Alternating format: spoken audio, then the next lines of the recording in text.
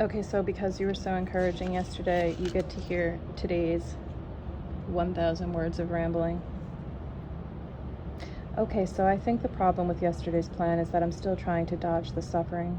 Like this converting bad vibes into good vibes is only legit because you didn't refuse them, just transmuted them.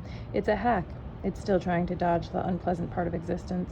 I think if there's actually any hope for a more pleasant go of it, the magic would be in actually enjoying the painful parts, feeling the bad, recognizing this is not a good vibe, and then leaning all the way in. Like it's a gift to suffer because existence is a gift, and this is part of it. So if I'm gonna suffer, I'm gonna do it exquisitely, extravagantly. I'll take the very most from the pain, hold it in contrast to the pleasure, luxuriate in the juxtaposition, and find a new delight, one that is denied. I can't read my own handwriting. One that is denied to those who don't exist. How privileged must that be? Unless that's how we get through. All of us has always been, regardless of our position in society and other such transient things. As long as there have been people, people have suffered and people have delighted. And it's never that one group or individual gets all the pain or all the pleasure. We are all getting the variety pack, even if the packs are far from identical. And if we are all drops in the ocean, cells in the organism of the cosmic collective consciousness, then we have always been, and my individual cell is no more closely related to my daughter's than it is to a being across the world, or even a being across time. And yet, we all have to figure this out for ourselves. Reinvent the wheel with each turn of the sun? No, I have not an original thought. I just put together pieces I've found littering the forest floor. A quote, a concept, a pattern observed, a dream remembered. Nothing new under the sun. And isn't that a laugh? The quote itself, oh, I could go on, and indeed I will, because this whole mess of pages is just an experiment, if you will, a challenge of sorts, to calm my monkey mind. And that, as if I observed the chatter and observed a monkey and shouted, lo! No, of course not. I heard it on a podcast. To think that anyone would want to read these words when they could just make words themselves. Although, I too like to read, to see, to hear, to consume, to take the words of others apart and rebuild the same fucking wheels on and on again for all eternity. And anyway, this isn't for them, it's an exercise.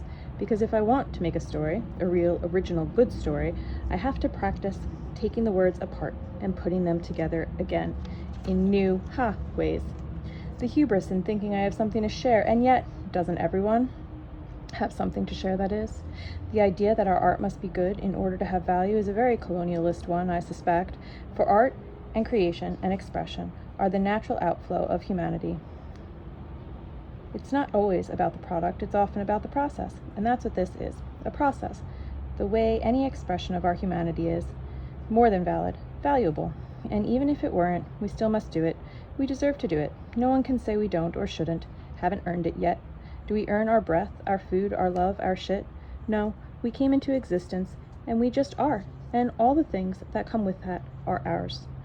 This life I have is not the one I imagined 10, 20, 30 years ago. To have come up in fake systems, haven't we all, and to have shed them and found life in their absence. It feels revolutionary, pioneering, original, because I worked for it. I didn't see anyone doing it, and I just came up with it.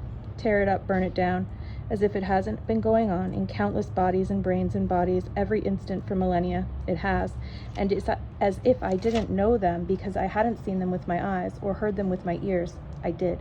I saw them in my mind, I heard them in my heart, because our struggles are connected, our pain is universal, our connections are timeless, living in the water in our blood, in the electricity between our neurons, in the space between the molecules in the air we breathe and exhale.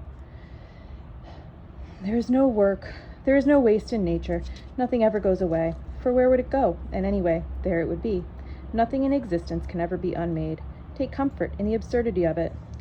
There doesn't have to be a reason. In fact, there kind of has to be none at all.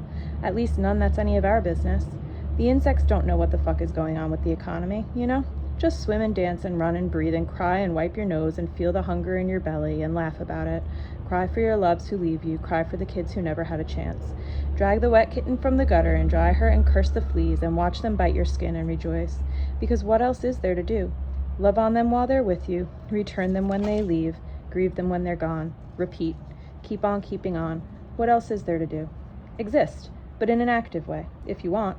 Otherwise, just wait it out passively. That's fine too. Even the rocks crumble to dust and get pressed back into rocks if you give them enough time. Nothing you can do about it. And why would you want to? When your own body breathes every second, and microbes are birthing and dying in the stretch of minutes, there is so much to know, and yet nothing changes. Each day, as new history is being made, new science discovered, the old is being forgotten. New stones burst from the crust of the earth, as seashells crush beneath our feet, churned back into the earth to reemerge long after the coming wars.